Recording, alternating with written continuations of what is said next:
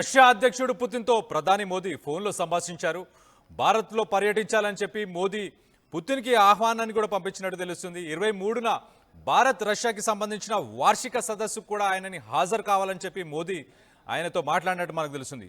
పుతిన్ని ఆహ్వానించిన తర్వాత యుక్రెయిన్తో యుద్ధంపై కూడా పుతిన్తో చర్చించినట్టు కూడా తెలుస్తుంది. వివాదాన్ని శాంతియుతంగా పరిష్కరించుకోవాలి అని చెప్పి మోదీ పుతిన్కి సూచన చేసినట్టు కూడా మనకు చాలా క్లియర్గా తెలుస్తుంది. భారత్పై ట్రంప్ సుంకాలు ఏదైతే వేసుకుంటూ వచ్చాడో దానిపై కూడా ఇద్దరి భేటీ ఇప్పుడు జరగబోతుంది. దానికి అందుకే చాలా ప్రాధాన్యత కూడా ఉన్నట్టు కూడా మనకు తెలుస్తుంది. మనం చూస్తే కనుక ఒక పక్కన అమెరికా నుంచి ట్రంప్ టారిఫ్ల మీద టారిఫ్లు వేసుకుంటూ వెళ్తున్నాడు. ఇంకో పక్కన మన మిత్రదేశమైన రష్యాతోని మనం సంబంధాలు ఏవైతే ఉన్నాయో మన ఆ రిలేషన్స్ని ఇంకా ముందుకు పైకి తీసుకెళ్ళడానికి ఇంకా ప్రయత్నం జరుగుతుంది. మనం చూస్తే కనుక మన national security advisor Ajit Doval visit చేయడం కానీ, రష్యాని విజిట్ చేయడం, అలాగే పుతిన్ని కలవడం కానీ ఇవన్నీ చూస్తుంటే ఒక స్టేట్మెంట్ ఇస్తున్నాయి. చాలా క్లియర్గా ట్రంప్కి చాలా క్లియర్గా ఒక స్టేట్మెంట్ ఇస్తున్నాయి.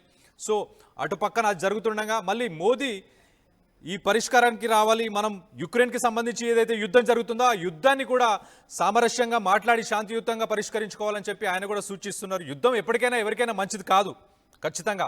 సో దానిపై మోదీ కూడా అలా చెప్పడం అసలు తప్పేం కాదు, కరెక్ట్ స్టేట్మెంట్ ఇచ్చారు. అలాగే బోయింగ్కి సంబంధించి ఏదైతే డీల్ క్యాన్సిల్ చేశారో ఇవాళ మనం చూసుకుంటే కనుక బోయింగ్కి 50,000 కోట్లకు సంబంధించి ఏదైతే డీల్ నడుస్తుందో ఆ డీల్ కూడా క్యాన్సిల్ అయిపోయింది. సో ట్రంప్కి సమాధానం చెప్పే ప్రయత్నం చేస్తున్నారు. ఒక పక్కన అమెరికాకు సంబంధించిన కంపెనీస్కి ఏవైతే కాంట్రాక్ట్స్ కానీ టెండర్స్ కానీ ఇచ్చే ప్రయత్నం చేశారో ఇప్పటిదాకా. ఓకే, సో మోదీ పుతిన్తోని సంభాషించారు. ఖచ్చితంగా ఇండియాకి పర్యటించండి, ఇంకా మన ట్రేడ్ రిలేషన్ కావచ్చు, వెపన్స్కి సంబంధించి ఆల్రెడీ S-400 ఏదైతే మిలిటరీ ఆపరేషన్స్కి మనం యూజ్ చేసామో ఆపరేషన్ సింధూర్లో S-400కి సంబంధించి లావాదేవీలు కావచ్చు, దాంతోపాటు అలాగే సుకోయ్కి సంబంధించిన 5th జనరేషన్ ఫైటర్ జెట్స్ కావచ్చు, వీటన్నిటిని కూడా కొనుగోలు చేసే ప్రయత్నం గురించి వాటి గురించి కూడా డిస్కస్ చేసినట్టు కూడా చాలా క్లియర్గా తెలుస్తుంది. దీనికి సంబంధించి మరిన్ని వివరాలు మా ప్రతినిధి మా కొలీగ్ నందుతో మాట్లాడి తెలుసుకునే ప్రయత్నం చేద్దాం. నందు, చెప్పండి, అసలు పుతిన్తోని మోదీ ఏం మాట్లాడారు, ఏ అంశాల గురించి చర్చించారు, ఎప్పుడు తనని ఇండియాకి ఆహ్వానించారు, ఎప్పుడు వస్తారు మళ్ళీ? అంటే ఇక్కడ కళ్యాణ్ ఒక్క విషయాన్ని మనం గుర్తుపెట్టుకోవాలి. ఒక ఓల్డ్ సేయింగ్ ఉంటుంది, తాను ఒకటి తలిస్తే దేవుడికి ఒకటి తలిచాడు అని చెప్పేసి. ఇప్పుడు ట్రంప్ ఏదో అనుకున్నాడు, తీరా చూస్తే మోడీ ఇంకేదో చేస్తున్నాడు. ఇక్కడ ట్రంప్ ఏమనుకున్నాడు, ఇప్పుడు జపాన్ ఎలా లొంగొచ్చింది, అలాగే సౌత్ కొరియా లొంగొచ్చింది కదా, అలాగే ఇండియా కూడా లొంగొస్తుంది, మనకి ట్యాక్స్లు వేసేస్తే వాళ్ళే దారికి వస్తారు, మాట్లాడుకుంటారు, కంబోడియా లాంటి చిన్న చిన్న దేశాలను భయపెట్టినట్టు మనం కూడా వీళ్ళని భయపెడదామని చెప్పేసి ట్రంప్ అనుకున్నారు. మొదట్లో మోదీ కొంచెం సైలెంట్ గా ఉంటే ఏంటి భయపడుతున్నాడేమో అని చెప్పి ట్రంప్ అనుకున్నాడు. మన దేశంలో కొంతమంది ప్రతిపక్షాలు కూడా అలాగే భావించాయి. కానీ ట్రంప్ మాస్టర్ ప్లాన్ వేశారు ఇక్కడ నిజం చెప్పాలంటే. సో ట్రంప్ అంటే ఇంటర్నల్ గా ఉన్నటువంటి సమాచారం ఏంటంటే, సుంకాలు వేస్తున్నాం, ఎక్స్ట్రా టారిఫ్లు వేస్తున్నాం అని చెప్పిన తర్వాత Trump he's been waiting for the Modi call అంట. అంటే మోదీ కాల్ చేసి ట్రంప్ కి, అయ్యో మాకు కొంచెం సుంకాలు తగ్గించండి, మేము మీతో బిజినెస్ చేసుకుంటాం, మీరు చెప్పినట్టు వింటాం అని మోదీ చెప్తాడు అని చెప్పి ట్రంప్ వెయిట్ చేశాడు. ట్రంప్ కోసం వెయిట్ చేశాడు అనేది బేసిక్ గా అక్కడ ఉన్నటువంటి చాలా కీలకమైనటువంటి సమాచారం. కానీ అది రాలేదు. ఈ నేపథ్యంలో అసలు ఏం చేస్తున్నాడు మోడీ అని చెప్పి చూస్తే, ఆబ్వియస్లీ మీరు చెప్పినట్లుగా బోయింగ్ విషయంలో కానీ, లేదంటే F-35 విషయాల్లో కానీ జరిగినటువంటి ఎదురు దెబ్బలు మనం చూసాం ఇప్పటికే భారత్ నుంచి అమెరికాకు.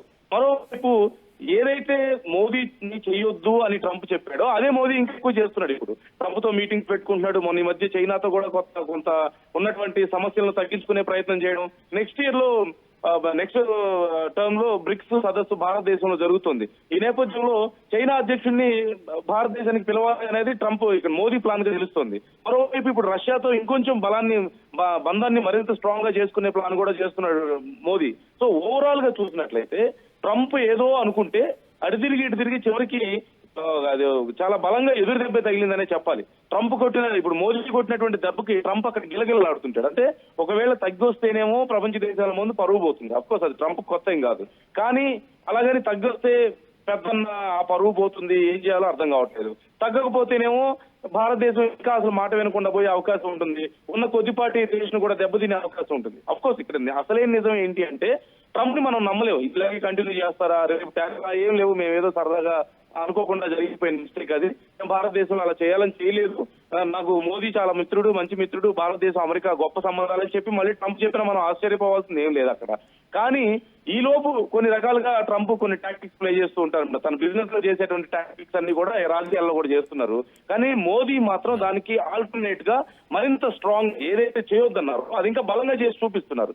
ఇప్పుడు అది అమెరికాకు భయం ఖచ్చితంగా పట్టుకున్నాడో ఎలాంటి సందేహం లేదు.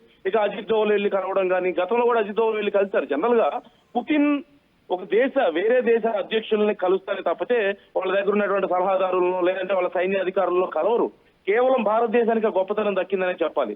ఇతర దేశాల నుంచి అధ్యక్షులు తప్ప వేరే వాళ్ళు వస్తే పుతిన్ వెళ్ళి డైరెక్ట్ గా కలవరు. అలాంటిది అజిత్ దోవల్తో కలిసి మాట్లాడడం కానీ, గతంలో జయశంకర్ కూడా భేటీ అయ్యారు అంటే పుతిన్ తో. సో ఎంత ఇంపార్టెన్స్ మనకి రష్యా ఇస్తుంది అనడానికి ఒక ఎగ్జాంపుల్ గా మనం చెప్పొచ్చు, అంటే ఎంత క్లోజ్ రిలేషన్ ఉంది అనేది. రెండోది అమెరికా విమానాలు కానీ, అమెరికా యుద్ధ విమానం మొన్న ఈ మధ్య ఆగిపోయినటువంటి యుద్ధ విమానాన్ని తీసుకెళ్ళడానికి ఒక ఎన్ని రోజులు పట్టిందో మనం చూసాం.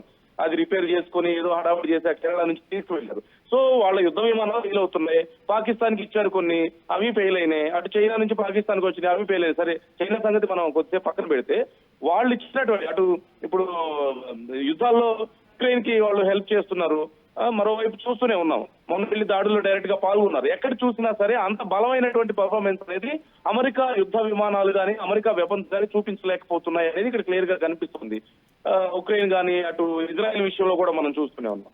సో ఇలాంటి పరిస్థితుల్లో భారతదేశం అప్పటికే జాగ్రత్త పడుతోంది. రష్యాకు సంబంధించినటువంటి యుద్ధ విమానాలు కానీ, వాళ్ళకి సంబంధించినటువంటి వెపన్స్ కానీ కొనుక్కోవడానికి సిద్ధమవుతుంది. మరోవైపు చైనాతో కూడా మనం దగ్గర అవడాన్ని ట్రంప్ జీర్ణించుకోలేకపోతున్నారు. అమెరికాకు ఉన్నటువంటి అతిపెద్ద శత్రువులు ఎవరంటే ఓ పక్క చైనా, ఇంకో పక్క రష్యా. ఇద్దరిని మనం దగ్గర ఆల్రెడీ రష్యా మనకు చాలా క్లోజ్ గా ఉంది. ఇప్పుడు చైనాతో కూడా మంచి సంబంధాలు పెట్టుకోవడం, బ్రిక్స్ సదస్సులు జరగడం, అక్కడికి వెళ్ళి అందరూ కలవడం, ఇవన్నీ తట్టుకోలేక అప్పుడు చేసినటువంటి హడావుడి మనం చూసి అప్పటి నుంచే కదా టారిఫ్స్ మొదలైంది. అంటే మీరు డాలర్ ని వీక్ చేయడానికి ట్రై చేస్తారా అని చెప్పడం.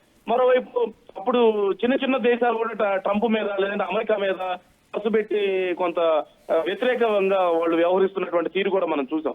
బ్రెజిల్ లాంటి దేశం నువ్వేం చేసుకుంటావు చేసుకో అని చెప్పి అమెరికాకి అన్నదంటే ఇంకా అర్థం చేసుకోవచ్చు ఇప్పుడు ట్రంప్ పరిస్థితి ఏంటి అనేది. మరోవైపు ఇరాన్ విషయంలో మనం చూసాం, ఎన్ని దాడులు చేశారు. తిరిగి ఇరాన్ అమెరికా ధ్వంసం చేయలేదా? ఏం చేయగలిగింది అమెరికా? చివరికి ఏం సాధించగలిగింది? సో ఓవరాల్ గా ఏంటి అంటే ట్రంప్ ఒక రకమైన ఇవన్నీ చేస్తున్నాయి. అంటే అన్ని దేశాలతో కయ్యం పెట్టుకుంటున్నారు, అన్ని దేశాల మీద ఏదో ఒక రకంగా ఇబ్బంది పెట్టే ప్రయత్నం చేస్తున్నారు, యుద్ధాల్లో పాల్గొంటున్నారు, ఇష్టం వచ్చినట్టు చేస్తుంటారు. కానీ మళ్ళీ నాకు నోబెల్ శాంతి బహుమతి కావాలి అంటారు. దానికి కూడా భారతదేశం ఒప్పుకోలేదు. అది కూడా ఒక పెద్ద కోపం ఉంది. ఖచ్చితంగా భారతదేశం ఒప్పుకుంటే నోబెల్ శాంతి బహుమతి రావడానికి అవకాశం ఎక్కువగా ఉంటుంది ట్రంప్ కి. కానీ భారతదేశం ఒప్పుకోకపోవడం కూడా ఆయన బాగా కోపం తెప్పించినటువంటి విషయం అనమాట. సో వీటన్నిటి వల్ల భారతదేశాన్ని ఏదో చేద్దామని చెప్పి ప్లాన్ చేసి చివరికి భారతదేశానికి ఒక రకంగా మంచి చేశారనే చెప్పాలి, ఒక మాటలో చెప్పాలంటే. అంటే అమెరికా అనేది భారతదేశానికి వ్యూహాత్మకమైనటువంటి భాగస్వామి తప్ప పర్మనెంట్ గా ఒక మంచి రిలేషన్ జీవితాంతం ఉంటుంది అంటే ఆలోచించుకోవాల్సిన అవసరం లేదు అనే పరిస్థితి లేదు. కానీ ఒకనొక సమయంలో భారతదేశం ఆ స్థాయికి వెళ్ళిపోయింది. అంటే కొంచెం ఆ లీనియన్స్ అనేది కొంచెం ఎక్కువగా తీసుకోవడం జరిగింది. కానీ ఇప్పుడు భారతదేశం ఆ విషయంలో జాగ్రత్త పడుతుంది. ఇప్పుడు కానీ ముందు వచ్చే ప్రభుత్వాలు ఎవరు వచ్చినా. సో ఓవరాల్ గా చెప్పాలంటే రష్యాతో మనం ఇంకా దగ్గర అవుతున్నాం. ట్రంప్ ఎప్పుడైతే ఇలాంటి పిచ్చి పనులు చేయడం మొదలు పెట్టాడో అప్పటి నుంచి చైనాను కూడా మనం కొంచెం క్లోజ్ చేసుకోవడం మొదలు పెట్టాం. అంటే చైనాతో ఉండాల్సినటువంటి సమస్యలు ఉన్నాయి. గతంలో బోర్డర్ లో జరిగినటువంటి ఇష్యూస్ కానీ, లేదంటే పాకిస్తాన్ కు సపోర్ట్ చేయడం, ఇలాంటి సమస్యలు ఉన్నాయి. కానీ అవన్నీ కూడా సార్ట్ అవుట్ చేసుకునే ప్రయత్నం చేయడం. నెక్స్ట్ జరిగేటువంటి బ్రిక్స్ దేశాల సదస్సుకి చైనా అధ్యక్షుడిని తీసుకొచ్చి కూర్చోబెడితే ఇక ట్రంప్ ఏమైపోతాడో, మోషన్స్ అవుతాయేమో ట్రంప్ ఒక మాటలో చెప్పాలంటే లూజ్ మోషన్స్ అవుతాయి ఖచ్చితంగా. రష్యా అధ్యక్షుడు, చైనా అధ్యక్షుడు వచ్చి భారతదేశంలో బ్రిక్స్ దేశాల సదస్సులో కనుక కూర్చుంటే ట్రంప్ పరిస్థితి ఏంటి ఎవరికి అర్థం కాదు. ఇంకా ట్రంప్ కూడా పిచ్చెక్కుతుందేమో, ఉన్న కొద్దిపాటి బ్యాలెన్స్ కూడా పోతుందేమో ఖచ్చితంగా. So this is the plan. భారతదేశం ప్లాన్ ఏంటంటే ట్రంప్ ఏదైతే భయపడుతున్నాడో, అంటే మాకు ఆల్టర్నేట్ గా ఏదైనా బలమైన శక్తి ఎదుగుతుందేమో, మా డాలర్ కి ఆల్టర్నేట్ గా ఏదైనా బలమైన ఇంకేదైనా కరెన్సీ వస్తుందేమో అని భయపడుతున్నాడు. మొన్న బ్రిక్స్ దేశాల సదస్సు కూడా ఆయన భయం అదే. ఇప్పుడు భారతదేశాన్ని గెలుపుకోవడం వల్ల, అనవసరంగా గెలుపుకోవడం వల్ల అలాంటి ఒక ఆల్టర్నేటివ్ ఇప్పుడు డెవలప్ అవుతుంది. ఎందుకంటే శత్రు దేశాలు అనుకుని ఇప్పుడు మిత్ర దేశాలు అవుతున్నాయి. అవన్నీ కలిసి మళ్ళీ తిరిగి ట్రంప్ మీదకే వెళ్తున్నాయి. సో దెబ్బ కొట్టాలని చూసిన ప్రతిసారి భారతదేశం పుంజుకుంటుంది. దానికి ఇది ఒక ఎగ్జాంపుల్ గా మనం చూడొచ్చు ఖచ్చితంగా.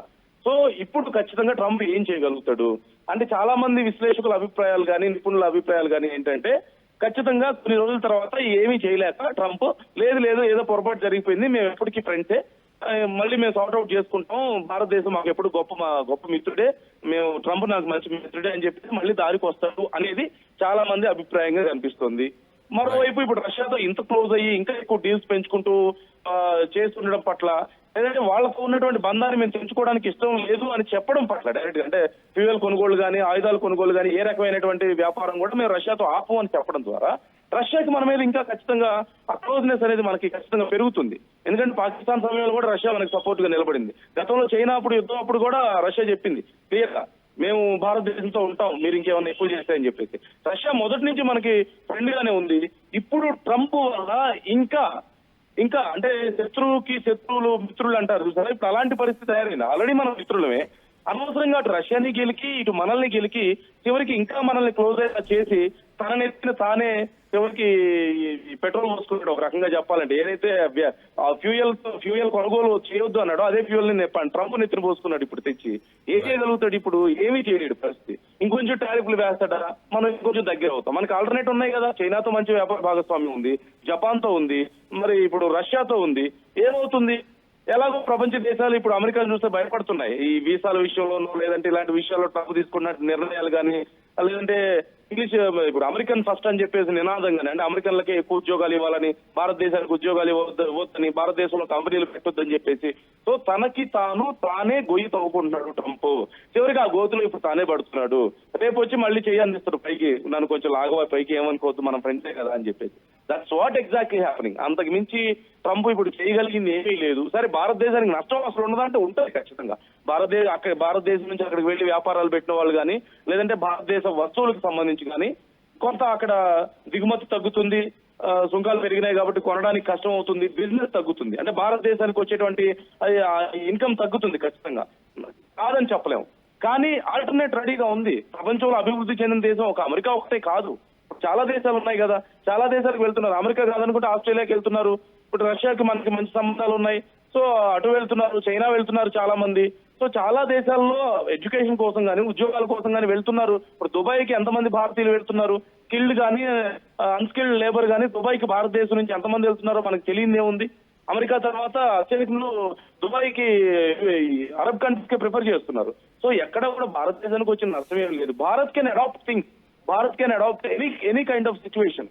నువ్వు ఒక దెబ్బ కొట్టు టాలరేట్ చేసింది ఫస్ట్, ఆ దెబ్బని ఓర్చుకుంటుంది. అంత మాత్రం చేతగాంతనంగా తీసుకుని ఇంకో దెబ్బ కొట్టావా, ఆ తర్వాత ఇంకో దెబ్బ కొట్టావా, ఖచ్చితంగా తిరిగి రిటాలియేషన్ ఉంటుంది. ప్రేమతో అందించడం లేదంటే శాంతియుతంగా ముందుకెళ్ళడం అనేది భారతదేశ వైఖరి అయినప్పటికీ కూడా చేతగాంతనం భారతదేశ వైఖరి ఎప్పుడు కాదు. కాకపోతే చాలా దేశాలకు లేనటువంటి ఓపు మన దగ్గర ఉండడం వల్ల అది కొన్నిసార్లు చేతగాంతనంగా కనపడుతుంది. ఆ మొదటి దెబ్బ కొట్టి సైలెంట్ గా ఉండడం వల్ల మనం ఏముంది అని వదిలేస్తాం కదా, అది కొంచెం చాలా మందికి చేతగాంతనంగా భావిస్తుంటారు. ట్రంప్ అలా భావించాడు. ట్రంప్ అలా భావించి ఇక్కడ దాకా తెచ్చుకున్నాడు. ఇప్పుడు తిరిగి భారతదేశం కొట్టినటువంటి దెబ్బతో అటు బిజినెస్ పోతుంది, వాళ్ళకు ఉన్నటువంటి ఫ్రెండ్షిప్ పోతుంది. రేపు నెక్స్ట్ ఎన్నికల్లో కానీ ఇంకేదన్నా దేనికైనా కానీ ఖచ్చితంగా భారతీయులు ఎంతమంది ఉన్నారు మనకు తెలియదే ఉంది. అమెరికాలో అధిక సంఖ్యలో భారతీయులు ఉన్నారు. వాళ్ళందరూ ఓట్ల కోసం ఒకప్పుడు వచ్చి భారతదేశంలో హౌడీ మోడీ అని చెప్పి ఇక్కడ అంత పెద్ద కార్యక్రమం చేశాడు. భారతదేశం నాకు మంచి ఫ్రెండ్ అన్నాడు, ఆ మోడీ మంచి ఫ్రెండ్ అన్నాడు. మోడీ కూడా ఎంత సపోర్ట్ చేశాడు అప్పుడు ట్రంప్ను గెలిపించడానికి. చివరికి ఏం జరిగింది? సో భారతదేశం ఇంపార్టెన్స్ తెలియక కాదు, ఒక రకంగా చెప్పాలంటే కొంచెం ఈ పిచ్చి పనులు ఎందుకు అంటే ఏం లేదు, ఆధిపత్యాన్ని నిరూపించుకోవాలి. నోబెల్ ప్రైజ్ కి నాకు సపోర్ట్ చేయడం లేదు. ప్రపంచ దేశాల ముందు భారత్ చాలా వేగంగా ఎదుగుతుంది, టాప్ ప్లేస్ లో చేరుతుంది ఇప్పటికే అన్ని రకాల. సో ఇవన్నీ తట్టుకోలేక ఒక పక్క ఈర్ష్య, ఇంకో పక్క తనకి సపోర్ట్ చేయడం లేదు నోబెల్ ప్రైజ్ విషయంలో అనేటువంటి కోపం, ఈ మరోవైపు తన శత్రువులతో మిత్రుత్వం ఉందన్నటువంటి ఉక్రోషం, ఇవన్నీ తట్టుకోలేక చివరికి ఇలాంటి పిచ్చి ప్రయత్నాలు చేసి తన నెత్తిన తానే ఏదైతే ఇంధనం కొనుగోలు చేస్తున్నాడో ఆ ఇంధనం తన నెత్తిన తానే పోసుకున్నాడు. ఏదో ఒక రోజు అది మండుతుంది ఖచ్చితంగా. అది ఎలక్షన్స్ టైం దూరంగా ఉంది కాబట్టి మండడానికి టైం పడుతుంది, అంతే difference. Right, thanks for the update నందు. సో రష్యా అధ్యక్షుడు పుతిన్తో ప్రధాని మోదీ ఫోన్లో సంభాషించారు. ఇది గ్లోబల్గా ఒక స్టేట్మెంట్ కూడా అందరికీ ఇచ్చే ప్రయత్నం చేస్తున్నారు. 23న ఇండియాకి ఖచ్చితంగా రావాలి. బయలాటరల్ సమ్మిట్ ఏదైతే సమ్మిట్ ఉందో ఆ సమ్మిట్లో మోదీ అండ్ పుతిన్ ఇద్దరు పాల్గొన్న తర్వాత ఇది ఒక క్లియర్ స్టేట్మెంట్ని కూడా అందరికీ గ్లోబల్లీ పంపిస్తుంది. అలాగే మనం చూస్తే కనుక